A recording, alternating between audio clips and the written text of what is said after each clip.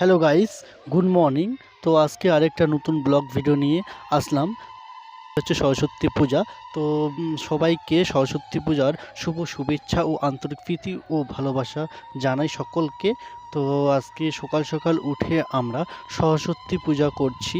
তো এখানে দেখুন পুরোহিত মশাইও আমাদের চলে আসছে, পূজা আরম্ভ হয়ে গেছে। তো এখন আমাদের পূজা চলছে। হ্যালো আমার প্রিয় ভাই বোন এবং দাদাদের, তোমাদের সাহায্যে আমরা এই সরস্বতী পূজা করতে পারছি।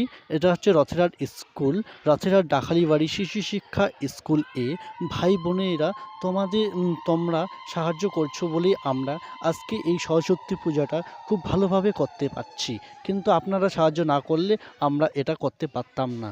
কিন্তু আপনারা সাহায্য করছেন বলেই আমরা এই সরস্বতী পূজাটা করতে পারছি আমরা। আর এই দিকে দেখো আমার ছোট ছোট বোনরা তো কত সুন্দরভাবে শাড়ি পরে এসেছিল স্কুলে, কত সুন্দর, কত আনন্দ। আমিও যেই সময় স্কুলে পড়তাম সকাল সকাল ঘুম থেকে উঠে চান টান করার পরেই আমি কত সুন্দর করে সেজে গুজে স্কুলে যেতাম। এই ভাই বোনদের দেখে আমাদের সেই স্কুল লাইফের কথা মনে পড়ে যায়।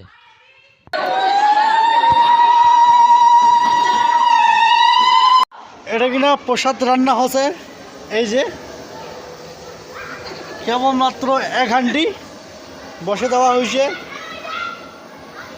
এই যে মামা রাঁধুনি পাকুনি ঠাকুর,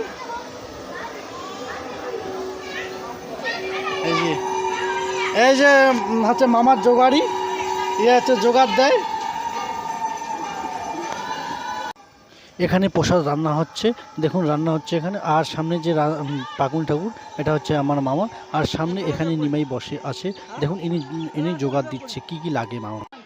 এখন আমাদের প্রসাদ রান্না হয়ে গেছে, এখানে মা সরস্বতীর প্রসাদ। তো এখন প্রসাদ দেওয়া হচ্ছে। আজকে সকাল 8টা থেকে বিকেল 4টা পর্যন্ত আমাদের মা সরস্বতীর প্রসাদ চলবে আমাদের ডাকালিবাড়ি শিশুশিক্ষা SSK স্কুলে। কেমন হয়েছে প্রসাদটা? সেই যে মামা দেখো, এইবার আবার পাকুনি ঠাকুর চেঞ্জ হয়ে গেছে। এই যে কাকা আমার, এই যে পাকুনি ঠাকুর, এই যে